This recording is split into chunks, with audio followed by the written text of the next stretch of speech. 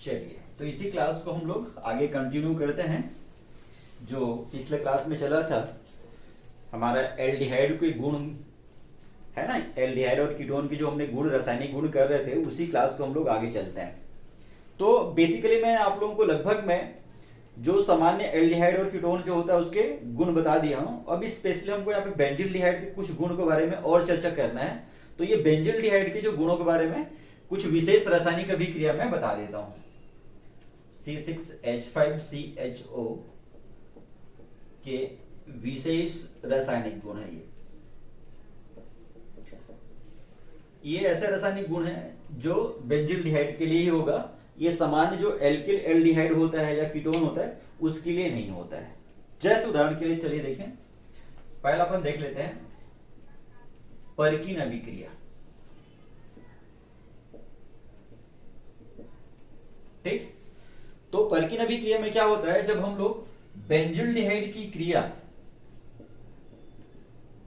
इसको aromatic aldehyde भी कहा जाता है बेंजील्डिहाइड को, तो जब हम लोग एरोमेटिक एल्डिहाइड की क्रिया किसे वश अम्ल या एलिफेटिक अम्ल, वश अम्ल या एलिफेटिक अम्ल के सोडियम लवण की उपस्थिति में, वसा अम्ल के या एलिफेटिक अम्ल के सोडियम लवण की उपस्थिति में उसी अम्ल के एनहाइड्राइड के साथ कराते हैं। एनहाइड्राइड के साथ में, हाइड्राइड के साथ में हम लोग गर्म करते हैं इसको, तो अल्फा बीटा असंतृप्त अम्ल प्राप्त होता है। ठीक, ये परकीन अभिक्रिया कहलाता है। जब बेंजील्डिहाइड को किसी वसा अम्ल या एलिफेटिक अम्ल के सोडियम लवण की उपस्थिति में उसी अम्ल के एनहाइड्राइड के साथ में हम लोग गर्म कर देते हैं। बेंजील्डिहाइड को गर्म करेंगे वसा अम्ल के एनहाइड्राइड के साथ, उस वसा अम्ल के, है ना, सोडियम लवण की उपस्थिति में। जैसे उदाहरण के लिए मैंने ले लिया एस्टिक अम्ल, वसा अम्ल के जगह में लेता हूं मैं एस्टिक अम्ल ले लेता हूं। तो एस्टिक अम्ल लूंगा तो सोडियम लवण लूंगा तो ये हो जाएगा सोडियम एसीटेट। तो सोडियम एसीटेट की उपस्थिति में इसी अम्ल का जो एस्टिक अम्ल है उसका एनहाइड्राइड मतलब एसिटिक एनहाइड्राइड, ये एसिटिक एनहाइड्राइड के साथ इसको गर्म करूंगा। तो गर्म करते हैं, देखिए C6H5CHO CH3CO ट्वाइस O, और ये हो गया गर्म कर रहे हैं किसकी उपस्थिति में, सोडियम एसीटेट की उपस्थिति में। तो क्या बनेगा बोलो मैं, अल्फा बीटा असंतृप्त अम्ल बनेगा, कार्बोक्सिलिक अम्ल बनेगा। चलिए देखिए, तो ये हो जाएगा C6H5CH डबल बॉन्ड CH, ठीक है, असंतृप्त है, असंतृप्त है यानी द्विबंध आ गया इसमें, ठीक, और अम्ल है यानी कार्बोक्सिलिक अम्ल तो हो गया COOH। तो ये क्रियात्मक समूह की बात बताया था, ये अल्फा कार्बन, ये बीटा कार्बन, और तो अल्फा और बीटा के बीच में असंतृप्त है, इसलिए इसका नाम पड़ गया अल्फा बीटा असंतृप्त अम्ल। इसका वास्तविक नाम होता है सिनेमिक अम्ल, सिनेमिक अम्ल। ठीक, तो यह परकीन अभिक्रिया है। जब बेंजील्डिहाइड को किसी वसा अम्ल या एलिफेटिक अम्ल के सोडियम लवण की उपस्थिति में उसी अम्ल के एनहाइड्राइड के साथ में हम लोग गर्म करते हैं तो क्या प्राप्त हो जाता है, अल्फा बीटा असंतृप्त अम्ल प्राप्त हो जाता है। ठीक, बस अब नाम को जो आपको स्टेटमेंट दे रहे हैं उसको ध्यान में रखेंगे तो खुद ब खुद सूत्र जो बनते जाएंगे, आपको रटने की आवश्यकता नहीं रहेगा। ठीक है, इसी प्रकार से जिस प्रकार से ये परकीन अभिक्रिया है, इसी प्रकार से होता है क्लेजन अभिक्रिया। चलिए देखिए,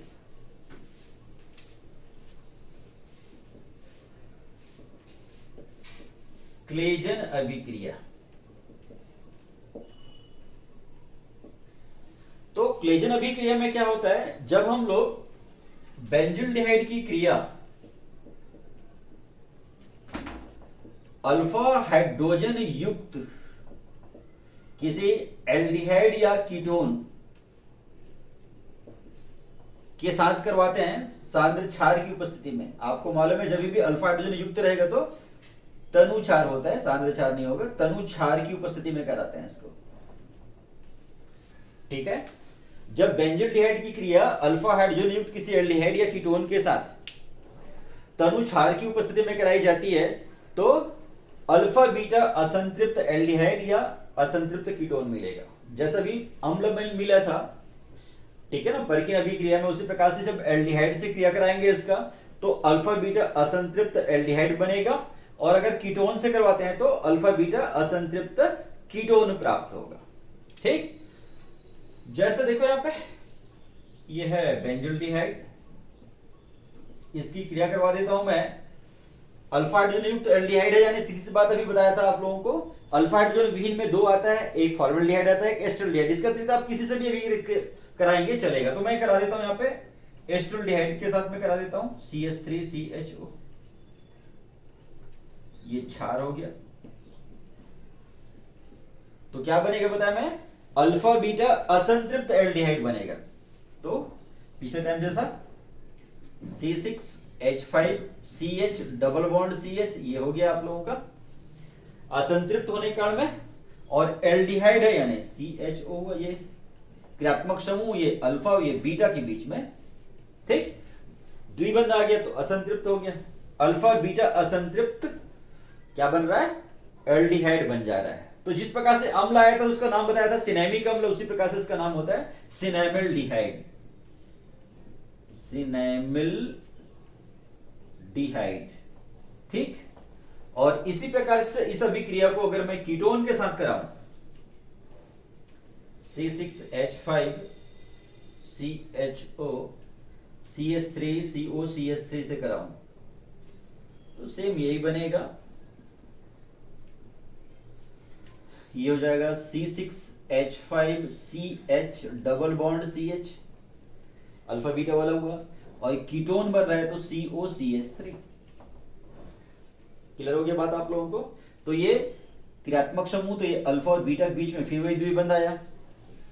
ठीक, तो जो अम्ल बना था उसका नाम बताया था मैं आप लोगों को, अल्फा बीटा असंतृप्त अम्ल, एल्डिहाइड का नाम हुआ अल्फा बीटा असंतृप्त एल्डिहाइड। वैसे ये अल्फा बीटा असंतृप्त क्या है, ये कीटोन है, तो इसका नाम होता है बेंजलिडीन एसीटोन, बेंजलिडीन एसीटोन, ये इसका नाम है। तो ये हुआ आपका क्लेजन अभिक्रिया, परकिन अभिक्रिया और क्लेजन अभिक्रिया। इसी प्रकार से हम देखते हैं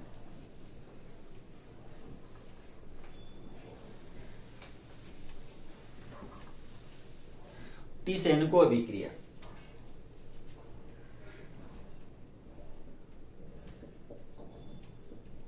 टिसेनको अभिक्रिया,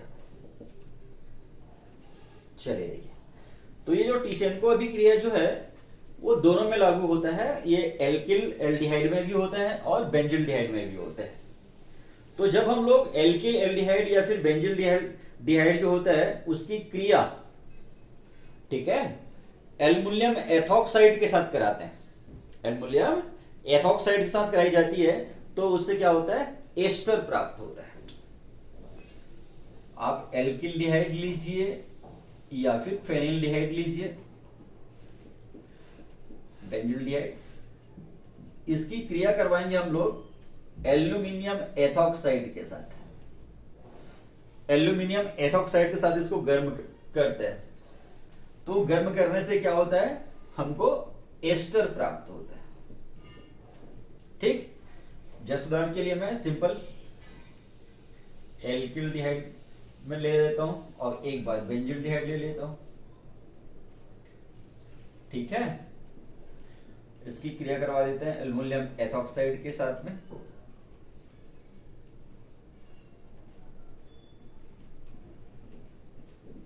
तो एस्टर प्राप्त होगा। तो सिंपल CH3COH वाला बनेगा, इसमें CH3COO C2H5, ethyl acetate, ethyl acetate, ठीक है कि नहीं। और उसी प्रकार से यहां पे बनेगा क्या, फेनिल एसीटेट बनेगा इसमें, C6H5COO C2H5, ठीक है कि नहीं। या फिर आप बेंजिल बेंजोइड भी बना सकते हो उसको, आप इसको चाहो तो बेंजिल बेंजोएट, बेंजिल बेंजोएट, ये जितने भी एसीटेट आते हैं, एल्किल एसीटेट, फेनिल एसीटेट होते हैं, वो सब के सब क्या होते हैं, वो एस्टर होते हैं। ठीक है ना, एस्टर जो उसी को एस्टर के नाम से जाना जाता है। जो एल्किल एसीटेट या फिर फेनिल एसीटेट होता है उसी को एस्टर के नाम से जाना जाता है। तो ये हो गया आपका टी-सेनको अभिक्रिया। ठीक है, इसी प्रकार से एक लास्ट कर लेते हैं इसमें, बेंजोइन संघनन। बेंजोइन संघनन, चलिए देखिए, फिर बाकी जो इस एल्डिहाइड का जो गुण है वो तो उसमें साथ साथ में करवा दिया था। जो विशेष रूप से बेंजोल्डिहाइड के जो गुण थे उसमें इसको बताया, उसके साथ साथ में बाकी जो गुण है वो जो एल्डिहाइड, जो सामान्य एल्डिहाइड बताया था उनके साथ सेम अभिक्रिया बनती है इसमें भी। चलिए देखिए, तो बेंजोइन संघनन में क्या होता है, जब हम लोग बेंजोल्डिहाइड को, बेंजोल्डिहाइड जो होता है उसको एल्कोहलिक पोटेशियम साइनाइड के साथ गर्म करते हैं, उबालते हैं। बेंजिल्डिहाइड जो होता है उस बेंजिल्डिहाइड को एल्कोहलिक पोटेशियम साइनाइड के साथ में गर्म करते हैं, तो इसके दो अणु संघनित हो जाते हैं। इनके दो अणुओं का संघनन होता है और उस संघनन के फलस्वरूप बेंजोइन का निर्माण होता है, इसलिए संघनन का नाम पड़ गया बेंजोइन संघनन। ठीक है, जब बेंजिल्डिहाइड जो होता है उस बेंजिल्डिहाइड को एल्कोहलिक पोटेशियम साइनाइड, बेंजिल्डिहाइड को एल्कोहलिक पोटेशियम साइनाइड के साथ में गर्म करते हैं, तो इसके दो अणु संघनित हो जाते हैं आपस में, और संघनित होकर के काय का निर्माण करते हैं, बेंजोइन का निर्माण करते हैं। इसलिए सभी क्रिया कहते हैं क्या, बेंजोइन संघनन। चलिए देखें, संघनित करवा देता हूं, C6H5CHO, इधर से H, इसको CHO जो है एल्डिहाइड, इसको उल्टे क्रम में लिख दिया हूं मैं, HCO लिखा हूं, ये हो जाएगा एल्कोहलिक पोटेशियम साइनाइड, इसके साथ में हम लोग गर्म करेंगे तो यहाँ का H और O आपस में जुड़ जाएगा, तो ये हुआ C6H5CH, बना हुआ है OH, और ये CO C6H5, इसी का नाम है बेंजोइन। संघनन है, बस जुड़ जाना है। ठीक है कि नहीं, तो ये संघनित हुआ, संघनित होकर के एक अणु का निर्माण कर लिया, दो अणु आपस में संघनित होकर एक अणु का निर्माण किया। ठीक है कि नहीं है, तो इसलिए इसमें ये नाम को याद रखना या फिर इसका जो सूत्र होता है उसको याद रखना कोई बड़ी बात नहीं है। संघनन होने में बस क्या जुड़ रहा है वो बस याद रहना चाहिए आपका। तो इस प्रकार से मैं आप लोगों को ये एल्डिहाइड और कीटोन, ठीक है ना, उसको सबसे पहले मैंने इंट्रोडक्शन पार्ट दिया, फिर बनाने की विधि दिया, उसके बाद में फिर उसके रासायनिक गुणों के बारे में आप लोगों को 3 क्लासेस लिया। तो इस प्रकार से हम लोग यहाँ पे एल्डिहाइड और कीटोन जो होता है इसके गुणों को यहाँ पे खत्म करते हैं। इसमें कुछ विशेष रासायनिक इसमें रूपांतरण होते हैं, तो उस विशेष रूपांतरण के बारे में हम लोग फिर अगले क्लास में करेंगे। और फिर जो इस लेसन का एक आखिरी पार्ट बचा हुआ है कार्बोक्सिलिक अम्ल, उसका अध्ययन करेंगे। ठीक, थैंक यू।